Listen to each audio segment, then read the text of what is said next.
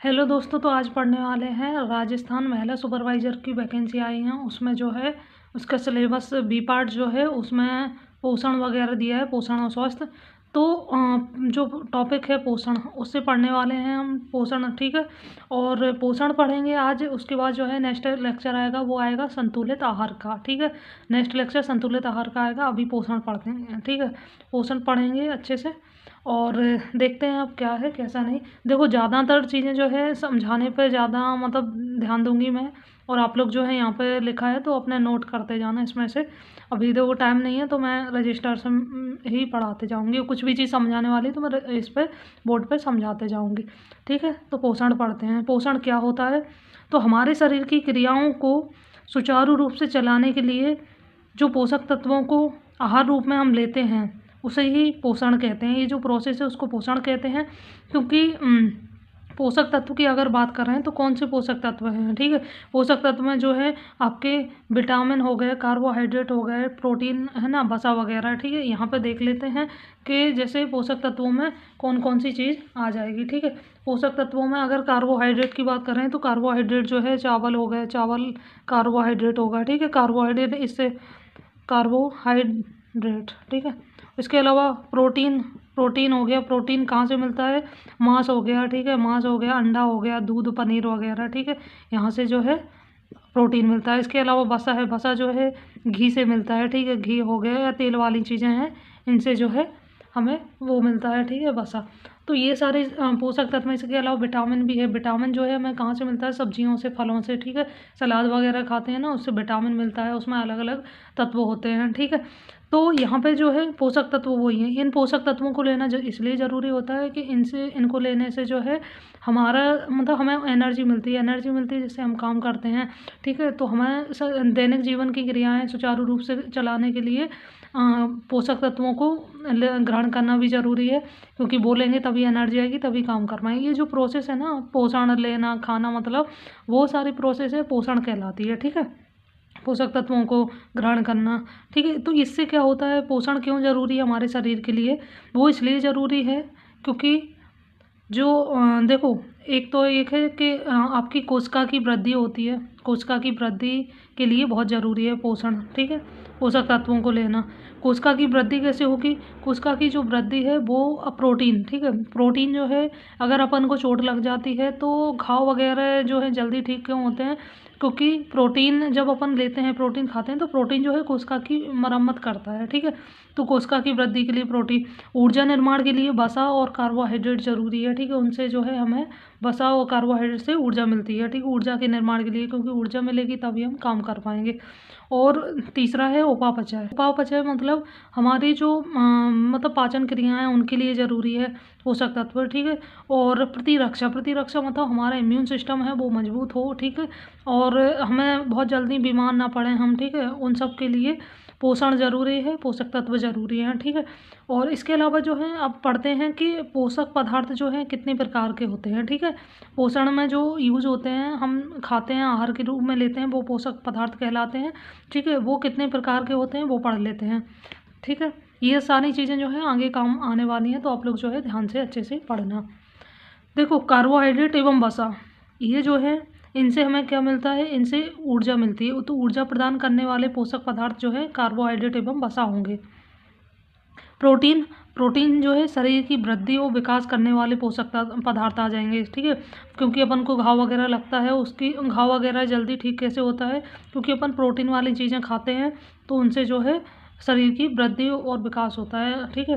इसके अलावा vitamin, vitamin जो है उपापचयी क्रियाओं को नियंत्रित करने वाले पोषक पदार्थ हैं, हमारी पाचन क्रिया के लिए ज़रूरी हैं, ठीक है। और अगर बात करें कि अगर पोषण कम लें तो क्या होगा, ठीक है। पोषण की कमी से बहुत सारी चीज़ें हो जाती हैं, स्पेशली जो है जो गर्भवती महिलाएं हैं, ठीक है। या स्तनपान कराने वाली महिलाएं हैं, ठीक है। या फिर जो छोटे बच्चे हैं, ठीक है, उनको पोषण अगर सही तरीके से ना मिले तो उनको भी दिक्कत हो जाती है। जैसे अगर पोषण की कमी रहेगी तो जो माताएं हैं, ठीक है, या स्तनपान करा रही हैं या फिर गर्भावस्था में हैं, ठीक है, तो उनका क्या है, डिलीवरी होगी, ठीक है, डिलीवरी होगी तो मतलब मातृ मृत्यु दर की दर बढ़ जाती है, माताओं की मृत्यु की दर जो है, ठीक है। बहुत सारे जो हैं कुपोषण की कमी के चलते जो है बच्चे अपंग पैदा होते हैं, ठीक है। बच्चे तो मतलब बच्चों को नुकसान है। इसके अलावा बहुत सारे शिशु जो हैं जन्म लेते ही मर जाते हैं। तो शिशु मृत्यु दर भी बढ़ती है, मातृ मृत्यु दर भी। अभी वर्तमान में बात करें तो शिशु मृत्यु दर जो है, शिशु मृत्यु दर तो देखो 1,000 बच्चों पर, मतलब 1,000 बच्चे जन्म ले रहे हैं, उनमें से 32 बच्चे जो हैं अभी मर जा रहे हैं, ठीक है। और मातृ मृत्यु दर की अगर बात करें तो मातृ मृत्यु दर जो है 1 लाख पे काउंट की जाती है। 1 लाख महिलाओं पर 97 जो है महिलाएं जो है मर जाती हैं। मतलब एक तरह से बच्चे को जन्म देते टाइम या जन्म देने के बाद, मतलब जो सारी प्रोसेस होती है उसमें।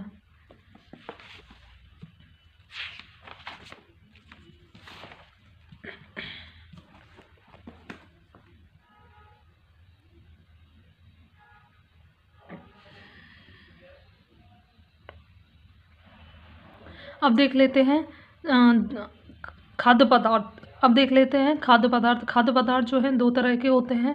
एक तो हो गए हैं जटिल खाद्य पदार्थ, ठीक है, एक है साधारण खाद्य पदार्थ, ठीक है। ये सारे यहाँ से बहुत क्वेश्चन बनते हैं। ये जो है एमपी महिला सुपरवाइज़र का एग्ज़ाम भी हुआ था उस टाइम पे, तो मतलब मैंने नोट्स बनाए थे, तो उस टाइम पे भी मतलब ये बहुत काम आए थे। यहीं से क्वेश्चन बनते हैं, सारी चीज़ें सिलेबस के अकॉर्डिंग पढ़ा रही मैं।